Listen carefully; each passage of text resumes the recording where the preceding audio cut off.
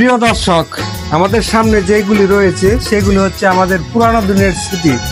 আজ বাস্তবতা এবং আধুনিকতার কারণে আমাদের জীবন থেকে এগুলি হয়ে গেছে ইতি। সেই স্মৃতিগুলো নিয়ে আজকে একটু আলোচনা করব।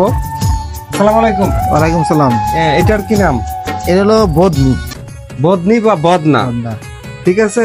সবচেয়ে বেশি কাজে লাগতো পানি, খাবার এবং পানির বহন করার ক্ষেত্রে এই বদনা কাজে লাগতো।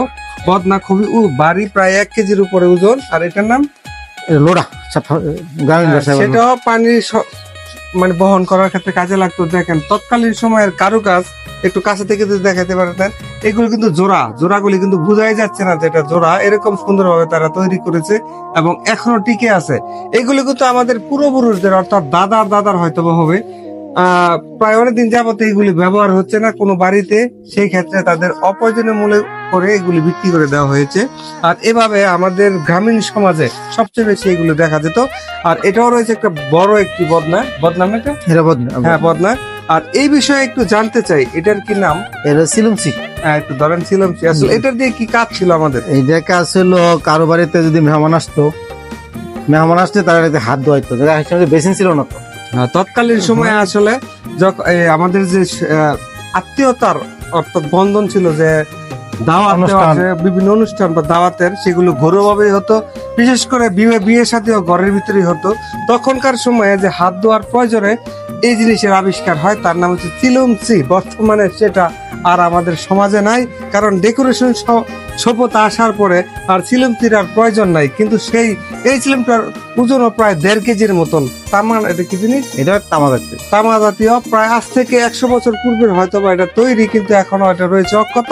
এটা এখনো ব্যবহার করার মতো উপযুক্ত রয়েছে, কিন্তু সেই ব্যবহার করার মন মানসিকতা কিন্তু এখন আমাদের নেই। কারণ প্রযুক্তি এমন একটা বিষয় এবং সংস্কৃতি আমাদের প্রতিনিয়ত পরিবর্তন হয়। আর এটা হচ্ছে পিতলের কলস। এটাও ঘরের ভিতরে পড়েছিল অনেকদিন যাবত অলস। সেই অলস কলসকে বিক্রি করে দিয়ে কিছু টাকা পেয়েছে, আর তাই তার পূর্বপুরুষদের অনেকেই এরকম স্মৃতি বিক্রি করে দেওয়া হয়েছে। কারণ এখন এই আমাদের সেই টাইলসযুক্ত ঘরে এসব জিনিস আর মানানসই হয় না, আর তাই এই জিনিসগুলি আর ঘরেও রাখে না। আর এটার কেজি হচ্ছে ভালো মানেরটা প্রায় 2000 টাকা। আর এগুলি পুরাতন জিনিসগুলি আপনারা বিক্রিও করতে পারবেন এই হাতির দিয়ে বাজারে।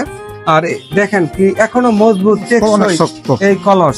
এরকম 2টি কলস রয়েছে পিতলের। আর অনেক জিনিসই তৎকালীন সময়ে অভিজাত ফ্যামিলি যাদের আর্থিকভাবে ছিল সচ্ছল, তারাই একমাত্র এই সকল জিনিস ব্যবহার করতে পারতো।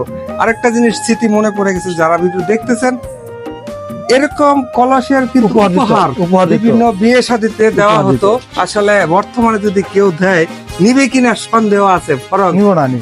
আমার মনে আছে আমাদের মামার বিয়েতে এরকম একটা কলস কিনতে আমাদের অনেক বেগ পেতে হয়েছিল।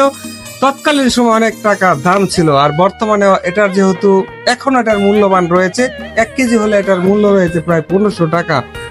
তো এতক্ষণ আমরা দুইজনে চেষ্টা করেছি যে আমাদের যে পুরাতন স্মৃতি, পুরাতন সংস্কৃতির যে অংশ, এই বদনা, লোড়া, তারপরে যে